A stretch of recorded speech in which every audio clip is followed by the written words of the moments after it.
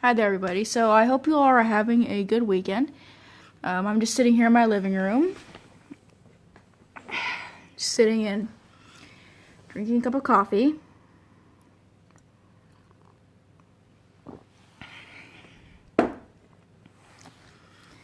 So I've had this cough that I've been fighting for a few weeks now. It's getting better. I haven't coughed as much. I haven't been coughing as much lately, but it still flares up on occasion, like right then. So I wanted to talk about something that's kind of been circling the internet, these social media sites, Facebook anyway. So if so, I don't know if you all are familiar with the story of the girlfriend of the girl who convinced her husband, her boyfriend, to kill himself. And if you're not familiar with it, basically the boyfriend was depressed or something, and he told her that he was going to commit suicide. And rather than, telling him not to, she encouraged him and even egged him on. I'm sure you can find some of the and you can find the text messages online. They're open to the public. You can find them online, and basically she's goading him and encouraging him and saying, "Do it, do it, do it."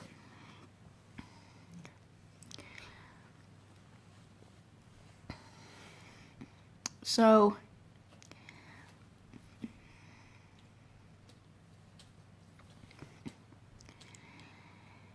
and he did actually wind up doing it. He got in his truck and I don't really know what he did, but he died of carbon monoxide poisoning. So I think he left his truck running or something. And he got back out at one point because he was scared, and his girlfriend told him to get back in. And now she's on trial for involuntary manslaughter, and is facing up to 20 years in prison. Now, one thing I don't understand about this is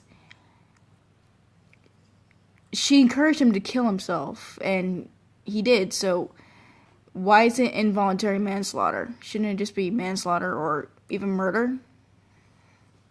Now, I understand that she didn't physically kill him herself, but it was her egging on him on and encouraging him and goading him that pushed him over the edge.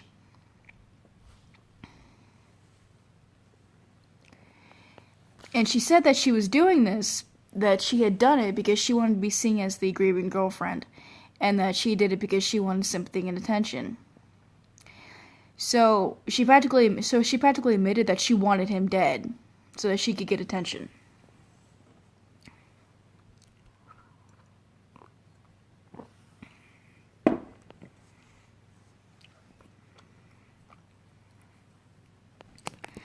So I don't really know where the involuntary manslaughter part is coming from, because what part of this was involuntary?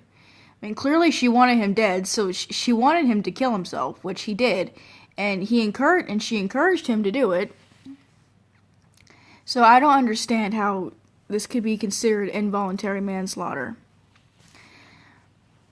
I mean, it's no different than if a bunch of bullies were to gang up on a sensitive teenager and convince him or her to kill themselves, and then they actually do it. I mean, it's no different than that. And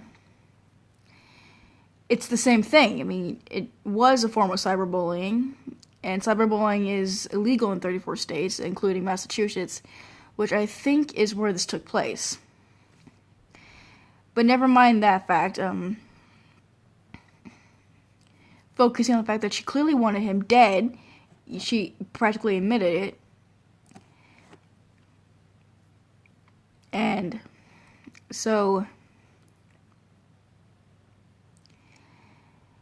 it doesn't sound involuntary to me. It sounds pretty voluntary.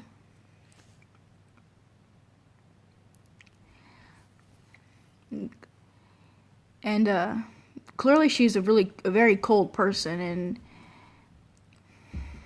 she listened to him die. I mean, she listened to him take his last breath, and she didn't do a damn thing about it. She didn't call for help. She didn't do anything because she didn't want to do anything.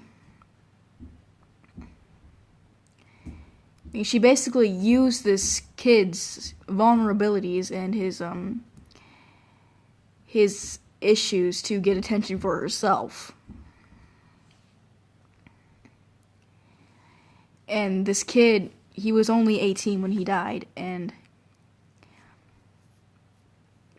he had social anxiety, and he had social anxiety and depression, and that's something I can relate to because I also have social anxiety, and I also have and I also get depression as well.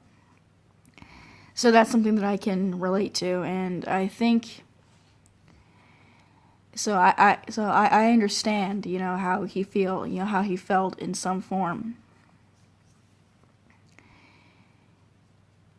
I'm not saying that I ever wanted to commit suicide because I didn't, but I understand how it feels to have those things. And when the person you turn to for help and turn to for support is the one who's telling you to do this to yourself, and when you're in that fragile state, then you can be easily manipulated, especially if it's someone who you think cares about you. And people are saying, well, he's stupid for listening to her, and he's an idiot, and that she shouldn't go to jail. And clearly you've never been in that mindset. Because, like I said, if it's someone that you care about, if it's someone that, you think cares about you and that you think has your best interest at heart, and they're telling you to do this to yourself, and you're already hitting rock bottom, then you can be easily manipulated into doing it just because you think that they have your best interest at heart.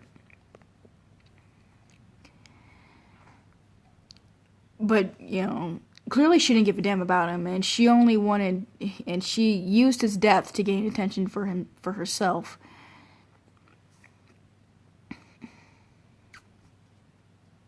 To me, it's no different than if, she had shot him herself.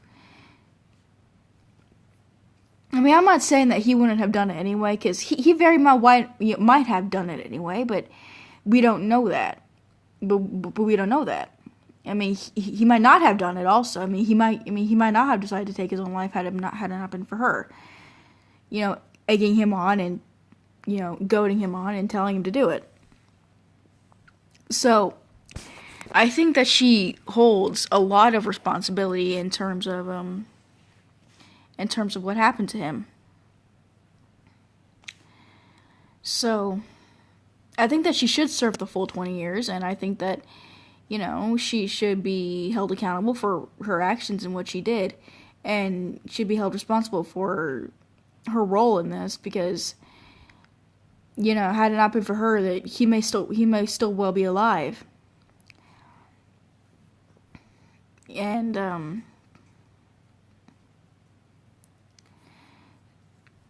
so I just wanted to get my thoughts out there on that subject. If you,